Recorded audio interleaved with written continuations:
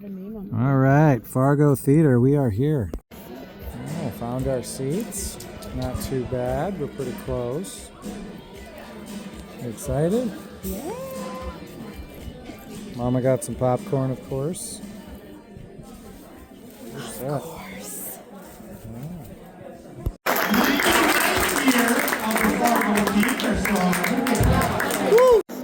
And my senior year was what happened. And the second to last Saturday, I went to the Popular Bus, which is the Breakfast Club, and Saturday morning convention. So I like what I saw.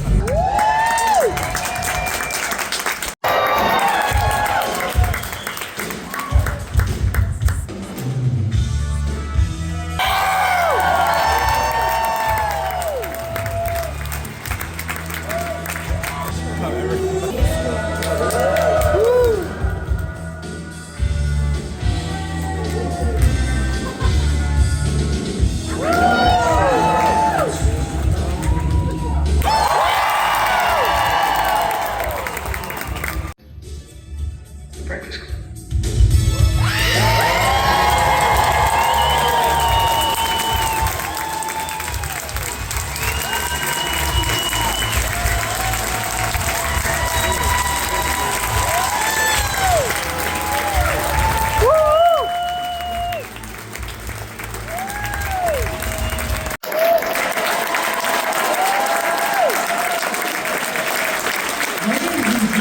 Star of stage and screen, Molly Ringwald.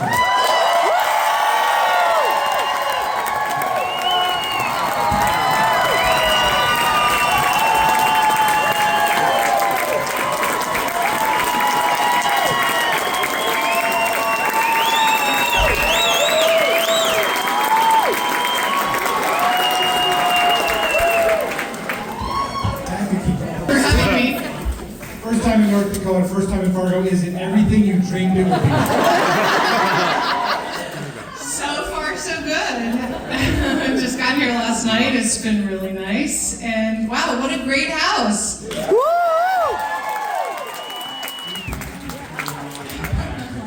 All right, are you a fan of the movie, the Fargo movie? Of course. And tell us what you thought.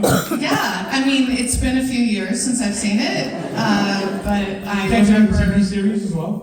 I've seen some of the series, but I mostly remember the movie. Yeah. You betcha is right. You betcha. You betcha. That's what we got. All right, so we just watched The Breakfast Club. A very important movie to a lot of us, all of us in the 80s. I mean, I was a senior in 1984. This happened in March 24th. That's 2 days from today, by the way. That's pretty exciting. 41 years ago. The movie came out 40 years ago. There's movies, when we were growing up in the 80s, the movies of the 40s, there were a lot of them that were forgotten. Like, there's forgotten movies of the 80s, but The Breakfast Club is not a forgotten movie. I mean, it is on many, many top lists. Like, it is, Empire Magazine has the 38th best movie of all time. Entertainment Weekly, the #1 teen movie of all time.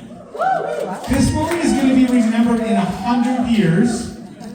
How do you feel about being in an iconic movie that's going to be remembered in 100 years, and you will be remembered in 100 years? Pretty good. I mean, I knew that it was special when I read the script. I don't think, I guess I was 16 years old when I made the movie, and I don't think you're really thinking in terms of this is going to be an iconic movie or this is going to be remembered. I was very much psyched just to be doing it when I did it.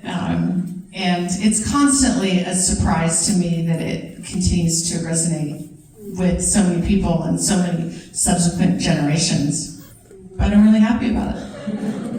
It was a collaborative process, the making of the film, right? Like Yes. You had some parts of the movie that were coming from you. So give us some examples of that. It's hard to remember. The name. Well, yeah, the name. In the original script that I read, the name was Kathy. And nothing against Kathy's, but I felt like Kathy just wasn't, I don't know, I just thought Claire was fancier. It's perfect. It's perfect. And there were things that John was trying to change during the movie, right? And you guys kind of said, no, we're going to go down this way. Well, anytime any movie gets made, it's always a collaborative process, and there's always notes from the studio. I mean, there's notes from everyone, but you're always making concessions and compromises, and it is a collaborative process, and sometimes the notes are good, and then sometimes it just kind of takes you in a different direction. And I think John was trying to please the studio, and at the time, this movie script was essentially a play.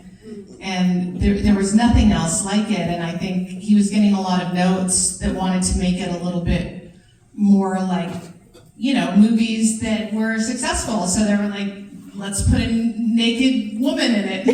So there was, he threw this, in one of the scripts, there was this naked teacher that was swimming in a swimming pool, and Vernon was spying on, and it was like, it made no sense at all. But they hired an actress. I'm sorry, I can't remember her name, and I'm sure she's not a big fan of mine, because she came and then, and then her part was cut. But there were a few examples of that. The script just went through so many iterations. So by the time I got to Chicago, he gave me and Anthony Michael Hall the script right at the end of doing 16 Candles, and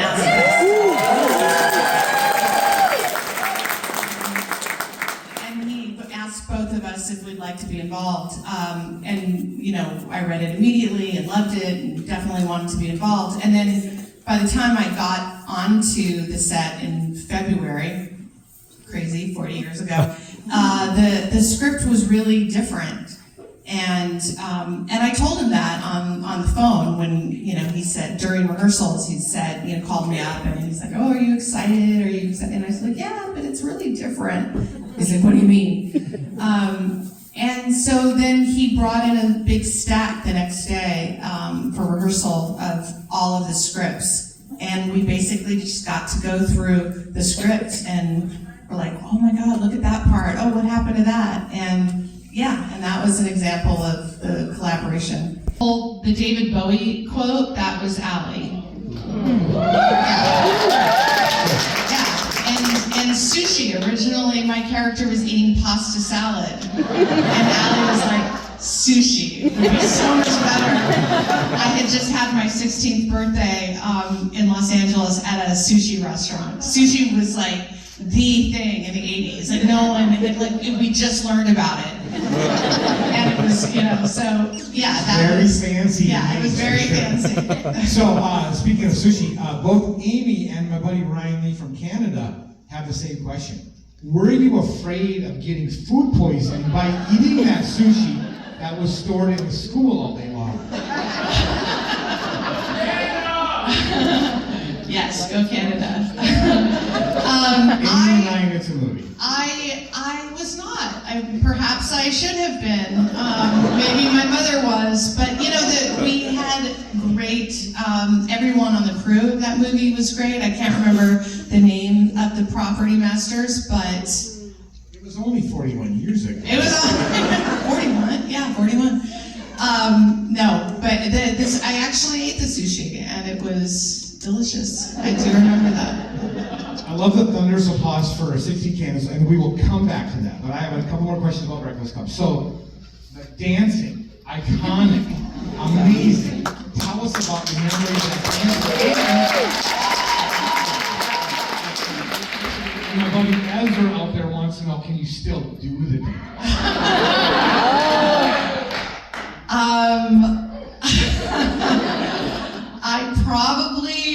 I can't say that I've tried recently, and I'm sorry, I'm not going to do that. But actually, that was another example of the collaborative process, because originally in the script that I read, it was only supposed to be my character who danced. And she was supposed to be incredibly, it was like, everyone was supposed to realize that this was actually her gift, was dancing. And I did have a little bit of a dance background, but I felt very awkward, and so it was changed to make it everyone. And also it was kind of a little bit of a thing in the 80s where every movie sort of had this like dance number. It was a little Bollywood kind of moment in our film history. You had to have that montage. Yeah, Exactly. had to have a montage. But it was actually Allie who was, I think, a better dancer and had more of a dance background and felt more comfortable doing that than I did. But that's kind of how it became a sort of group thing. It's an amazing scene. All right, the cast from the Breakfast Club. We're going to get together in April. The whole cast. I have a team, so I would be there. All right, tell us how excited you are, and also, have you been hanging out with them at all? You know, we want to believe that they're all hanging out, but everybody's busy. I know. I see them pretty regularly. I mean, Allie and I text all the time. She really is like my sister from another mister. All the time we're texting. And I've seen Anthony Michael Hall, and Jen Nelson. The only one I haven't seen is Emilio, and I really can't remember the last time I saw him. Like it's been a long time. A long time, yeah. Like I feel like the last time I saw him was when we were promoting the movie. I mean, it seems crazy, but yeah. Yeah, so I'm pretty excited to get to see you. You've done other projects with Allie, right? Yes, we did Bessie's Wedding together, and I just did a guest starring spot on a series that she was doing called Single Drunk Female. Come along, and you were his muse, so tell us about that. Well, Breakfast Club was originally going to be done first. He wrote that script, and it was going to be done locally in Chicago, where he lived. And then, like, he was casting it and everything. John Cusack was supposed to play Bender, and Joan Cusack was supposed to play Allison. And then he wrote 16 Candles over July 4th weekend. Apparently, I mean, from what he told me, he had just switched agencies, and he went from CAA to ICM, and I was represented by ICM, and they gave him a big stack of headshots, and he picked my picture out of a big stack and put it over his workstation, and he wrote 16 Candles with my picture there. So then he sent that script to the studio, and the studio really loved it and said, oh, we want to make that one first. And then when it came time to cast it, he said, oh, I want to meet that girl. And then we met, and he offered me the movie. I never read for John. I didn't read for 16 Candles or Breakfast Club or Pretty in Pink. 16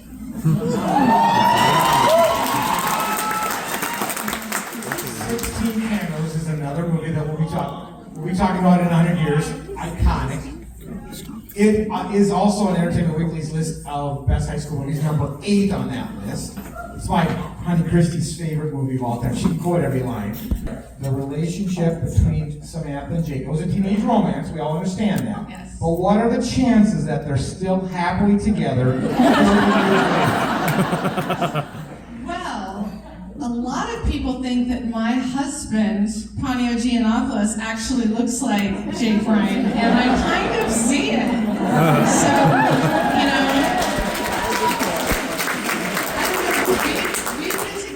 we've been together for 24 years now.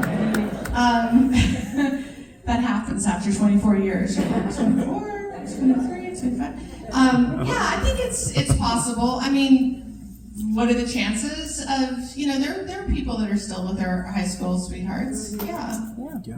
I mean, You guys believe it? yeah. Give his girlfriend to someone else when she was drunk, so I don't know.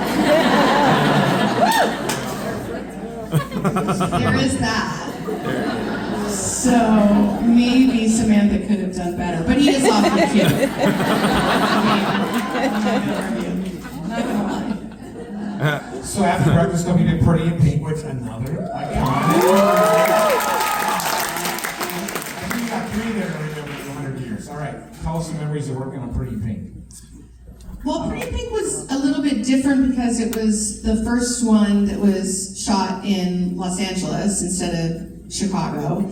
And also, it was directed by Howie Deutsch instead of John. So it was kind of a different experience, but also great. It was also, you know, a movie that he wrote after he knew me. So, I mean, it was really literally written. I mean, 16 Candles was written with my image, you know, my photograph, but Pretty in Pink was written, you know, after having known me. So that's kind of a crazy experience to actually have somebody write something for you. But you know, it was great. I was also graduating from high school at the same time. Like I was literally taking my finals. My algebra final in the trailer and then going to do a scene. So, which is funny because I was just online last night and saw a film about what's her name, the one that played the Wicked Witch, Margaret. Thank you, Margaret Hamilton, talking about how Judy Garland was taking her final exams while she was on the set of Wizard of Oz. So, yeah.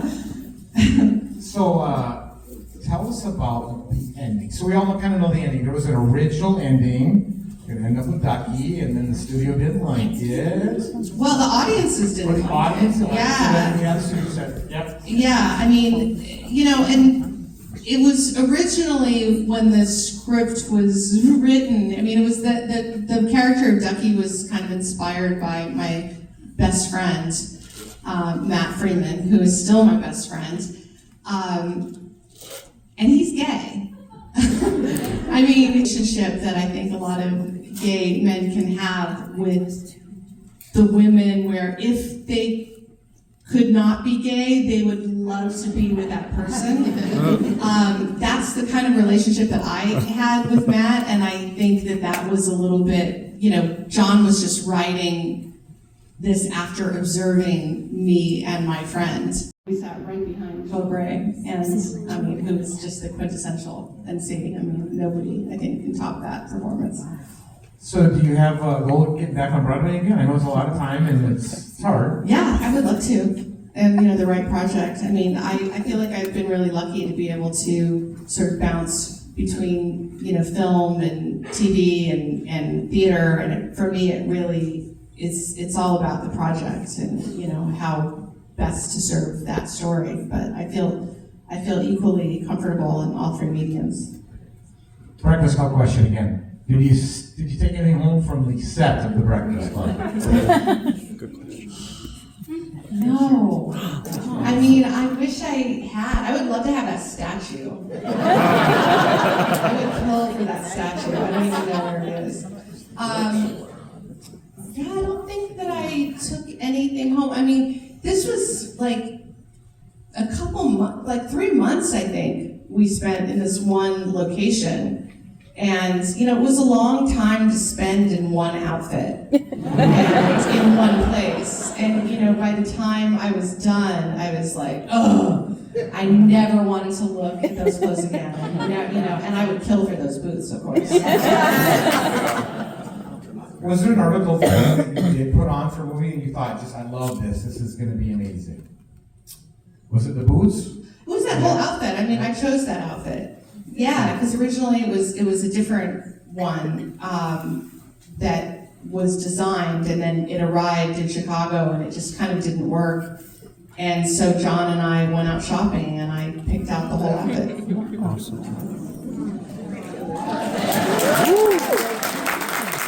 We'll put costume designer on your resume as well. I love it. All right, Fargo wants a deep cut. Can you share something that we get here first? You got something for us? What do you mean? I don't know, a secret, some story you've never told. Oh my God. We're here. Secret No. Life of the American Teenager. That was a show that I was in with Shailene Woodley. I was actually pregnant when I was doing that with my now 15-year-old twins. I was trying to get pregnant while I was making that. And then the creator of the show said to me, when she found out I was pregnant, she said, so it's really up to you, but we can either write you as just fat and depressed, or, and I was like, just make me pregnant.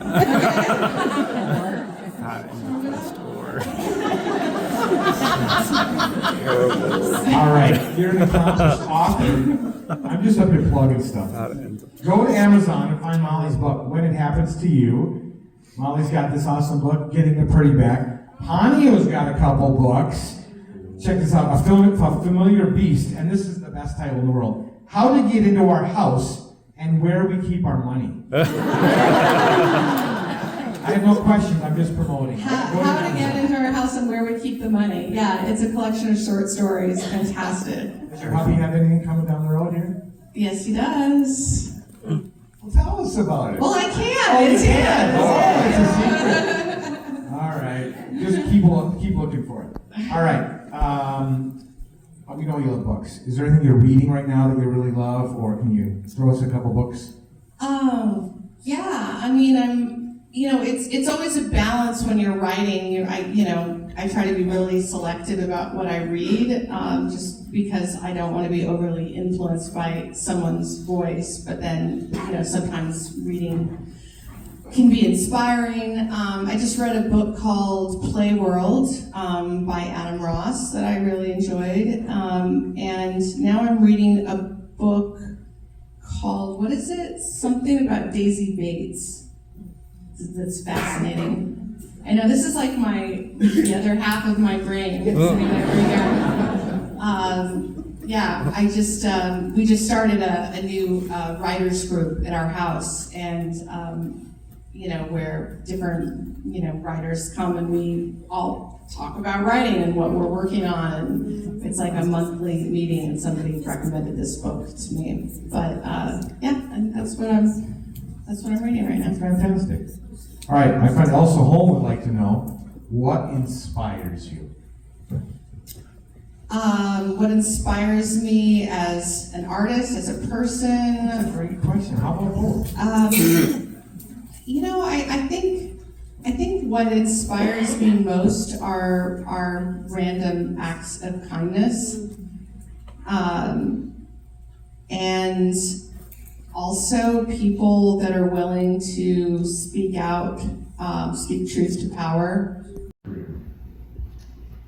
I think my family and friends. I think I feel like I'm a very loyal person, and I have friends that I've been with since I was a kid, and I think those relationships are really important to me. And I think when you have people that have been in your life for that long and have seen you through everything, I think it's hard not to be grounded. So I guess that's Fantastic. my answer. I got a couple people, Danica and Baldor Thor, would like to know, what advice do you have to young people to having such a long and successful career?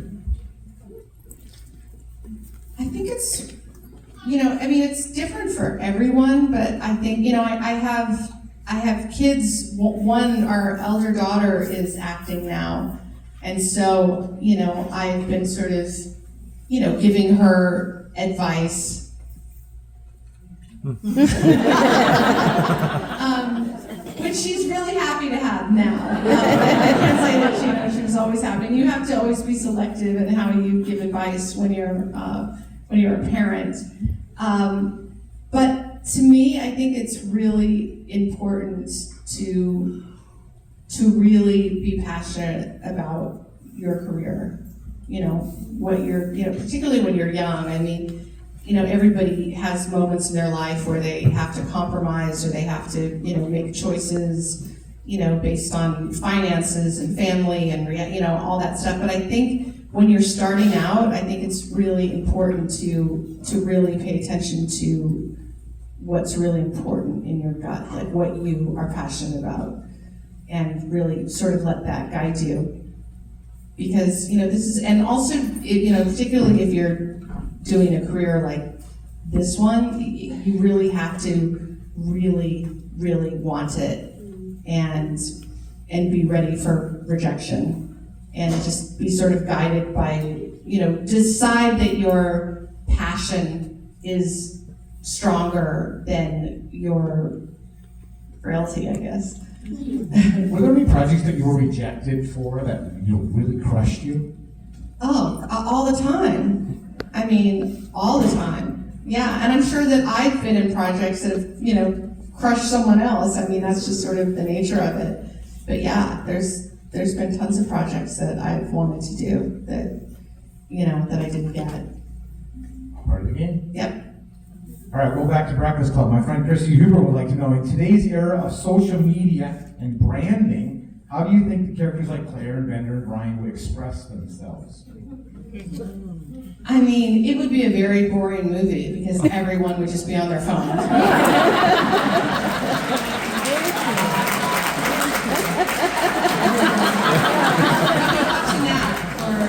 For 2 hours. Yeah. It's interesting when you see stuff now, the choices, how filmmakers and screenwriters get out of having people have phones. I mean, sometimes they incorporate it in there and just like do the bubbles coming up. But they go to very creative lengths to figure out a way not to have phones in it because it is so fucking boring to watch. I mean, it's boring to watch people on their phone, but it's very boring to watch. We're seeing more and more movies that are shot in the 80s. Yeah. It's a way for them to get. How would that happen? If a phone would solve all those problems. So. Yeah, I mean, we just watched the finale of Severance. Yeah. And yeah, I feel like that whole, everything is in another time. Just pretty much, I think it's just more interesting visually. I got some more rapid fire questions for you. Oh, Right? Colbert has, these are good ones. Colbert has his 15 questions. Anybody a Colbert fan out there? What's the best sandwich? Oh, I'm gonna go with pastrami and mustard. Solid. All right, your favorite movie theater candy? I would say M&M's. Good choice. Peanut. Even better. Have you ever asked anybody for their autograph? Oh yeah. When I was 10 years old and I was in the Annie, there was this sort of gala event where Fred Astaire was there and Gene Kelly, and I mean all of these incredible people. And at the party afterwards, we just all the orphans, and I just ran around. And there were a lot of amazing people. Charles Schultz came to see the show and came afterwards and met all of us, and we got to decide, who we wanted him to draw. Basically, I got Snoopy, of course. Okay.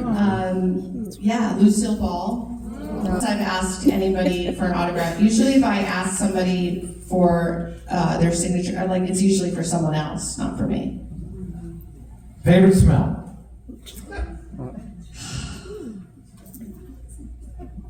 I would say orange blossom. The first concert you went to?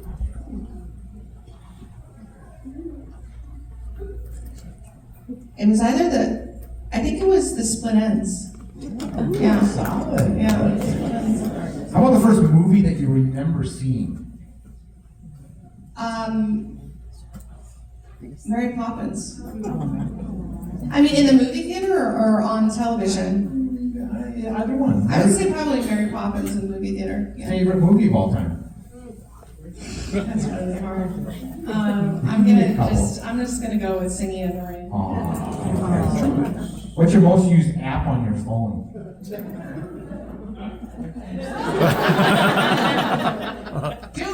yes. Hey! Duolingo, yes. What's your streak? What are you on? Okay, I'm going to tell you right now. You doing it too? 1,197. Whoa. days. Wow! Gabby, what number are you on? 926. I guess what my husband said, I'm what they call a super user. What are you learning? Well, I learned a few different languages, but I use it for just keeping sharp with French every day. Yeah, and I learn new stuff. I mean, everyone says, oh, it must be so great to be fluent in French, but I'm constantly learning new words. Gabby's doing French as well. You guys can compare notes later. There you go. All right. What is a skill that you would still like to learn? I think more languages. Definitely. I mean, I would say, I would love to be able to play an instrument. I think it's shameful that I don't play guitar, honestly. I feel like I should. I just never could get beyond the calluses. Yeah, I think more languages. It's Klingon? Yeah. Star Trek? Star Trek. Yeah, there you go. Please. Yeah. All Learn right. it. Yeah. Is it on Duolingo? I hope it is. I think someone put it on there. All right, you get one song to listen to for the rest of your life. What is that song?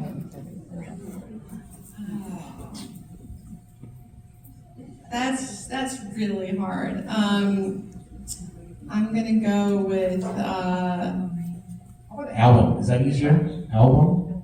album.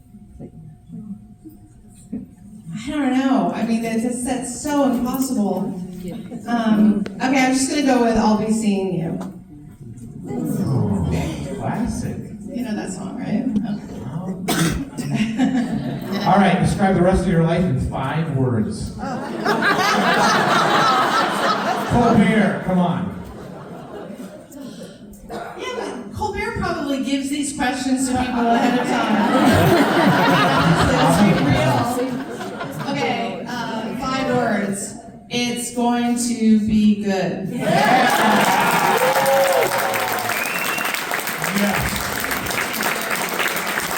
All right, let's see what else I got here for you. Where am I at on time, Adam? Is that a 9:41. 5 minutes? I got 5 minutes. All right. Let's see here. Mark McDonald, Darren, Michelle, and Andy. This is weird. They all have the same question. Give us a deep dive facts of life answer. I did not know we had that many facts of life people fans, but we do. The only season that matters is season 1 of Facts of Life. What do you remember? What do I remember? Well, there was a character. I mean, the character was named Molly. They weren't very imaginative naming the characters. I originally had auditioned for a character that was named Blair, and then Blair became a different character, and then they wrote in the character Molly. So I guess that was another example of somebody sort of writing something for me. It was fun. I was let go after the first season, and that was kind of a little heartbreaking for a 11-year-old. But I liked all the girls that were in it. Yeah. Sure, that was a great experience. All right, this is a thinking question. All right, you ready? A what? A thank you. This is a tough one. Oh, a thank you or a Thinking. thinking? There is a fan theory out there that the Breakfast Club happens in the head of Allison. Like she's the only person. Who's heard that story before? No, we got people. So Allison is the only one in detention. She's the only one there, and it's all in her mind. Thoughts on that? Well, you mentioned this briefly, and so of course I texted Allie and asked her. Seriously, the one question that I asked her before this. Yeah. Are you texting her? I did. Yes. But unfortunately, she said, yes, I can't remember who asked me about that. I think maybe it was a student. And I said, well, what do you think? She hasn't texted me. That's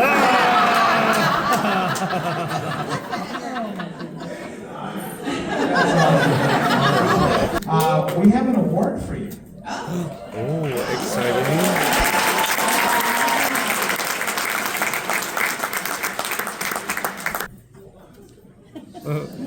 The Ted M. Larson is the Fargo Film Festival's highest honor we give. It is given in memory of Ted Larson, who was a local film professor over at Lawrence State. My advisor back in the day, back in the 80s, my advisor, one of the founders of the Fargo Film Festival 25 years ago. I recognized outstanding, long-time contributions in cinema, and we have it for you, Molly Ringwald.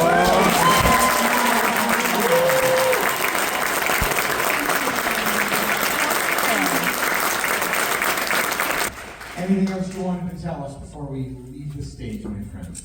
I don't think so. I think just, I would like to say a couple things. I would like to say thank you to our waitress, our server today at the restaurant was named Molly. And usually when somebody tells me their name is Molly, I always say, oh, what's your middle name? For some reason I didn't today, but it turns out her father wrote to one of my press accounts, and turns out Molly was named for me. So just wanted to shout out to, and I guess Molly is here tonight. I heard she was going to be here. So wherever you are, thank you. Everyone for coming tonight.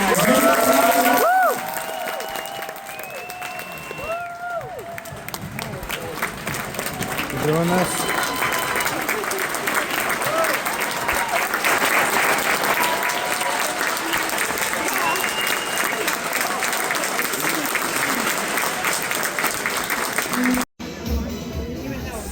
Yeah.